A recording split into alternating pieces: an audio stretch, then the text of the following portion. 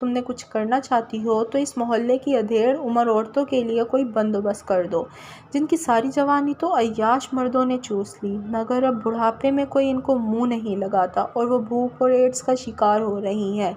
میں وعدہ کرتی ہوں میں کروں گی، مگر فی الحال مجھے تمہاری مدد کی ضرورت ہے۔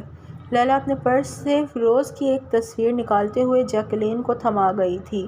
مجھے اس شخص پر نظر رکھنی ہے اور میں چاہتی ہوں کہ اس محلے کی تمام ادھیڑ عمر عورتوں کو اس کام کے لیے لگا دو۔ میں ان سب کو اس کام کے پیسے دوں گی، مگر ہمیں کرنا کیا ہوگا؟ وہ تجسس سے پکچر کو دیکھنے لگی تھی۔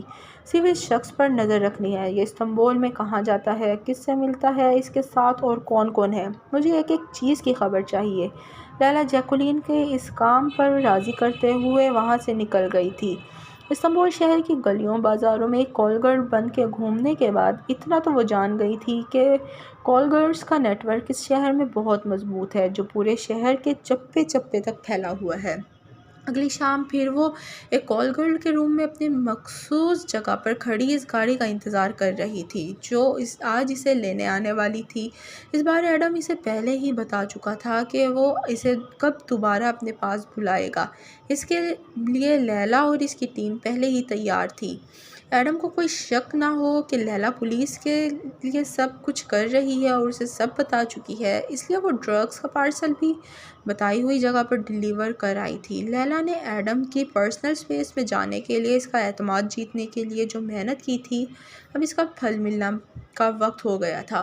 کچھ ہی دیر میں ایک گاڑی آئی جو لیلا کو لے کر سیدھا ترکش پورٹ کی طرف چلی گئی۔ وہ سمجھ گئی تھی کہ آج اسے کسی فیری کی مدد سے منتقل کیا جائے گا، اس لیے وہ گاڑی سے اترتے ہی اب تک کی تمام تفصیلات اپنی ٹیم کو بھیج کر تمام ڈیٹا ڈیلیٹ کر گئی تھی۔ ایڈم کے ٹرسٹ کے بعد اب وہ وہاں موبائل آسانی سے استعمال کر سکتی تھی۔ فیری میں لیلا کے سوا چند گارڈز اور کافی سارا سامان تھا۔ کچھ دیر یوں ہی ادھر ادھر نظر گھماتے اور وقت گزاری کے بعد وہ سب چیزوں کی پکچر، وہاں بکھرے سارے سامان کی پکچرز بنانے لگی۔ اب تک فیری باسپورس دریا میں سپیڈ سے چلنے لگی تھی۔ لیلا نے چیک ان پوائنٹس پر کھڑے پولیس اہلکاروں سمیت تمام ڈیٹا محفوظ کر لیا تھا اور پھر فیری کے سب سے ٹاپ فلور پر پہنچ کر تمام ڈیٹا اپنی ٹیم کو بھیجنے لگی۔ ابھی وہ ڈیٹا بھیج ہی رہی تھی کہ تب ہی اسے اپنے کندھوں پر کسی کے ہاتھ کی گرفت محسوس ہوئی تھی۔ وہ اگلے ہی لمحے موبائل نیچے پھینکتے واپس پلٹ گئی تو اسے ایک زوردار جھٹکا لگا۔ کیا ہوا لیلا؟ ڈر گئی تھی؟ وہ ایڈم کو اچانک یہاں دیکھ کر واقعی ہی ڈر گئی تھی۔ اسے لمحے بھر کے لیے یقین نہیں آیا کہ ایڈم اس بار خود اسے لینے آیا تھا۔ اسے فیری میں ایڈم کے ہونے کا شک بھی ہوتا تب بھی وہ کبھی اتنے آزادانہ طریقے سے وہ ڈیٹا سینڈ نہ کر رہی ہوتی، مگر اب وہ اس کے سامنے تھا اور لیلا کو کسی بھی طریقے سے اس ساری سچویشن کو سنبھالنا تھا۔ ایڈم کو بھنک بھی پڑتی کہ لیلا اسے ڈبل کراس کر رہی ہے تو وہ جان بھی جا سکتی تھی۔ نہیں ایڈم، مگر اب ڈر رہی ہوں جس طرح تم اچانک سے آئے ہو، اگر اسی طرح کسی دن غائب ہو گئے تو؟ وہ اپنے دونوں بازو اس کی گرفت میں دیے اس کے چہرے کے نقوش دیکھ رہی تھی۔ کیا فرق پڑتا ہے لیلا؟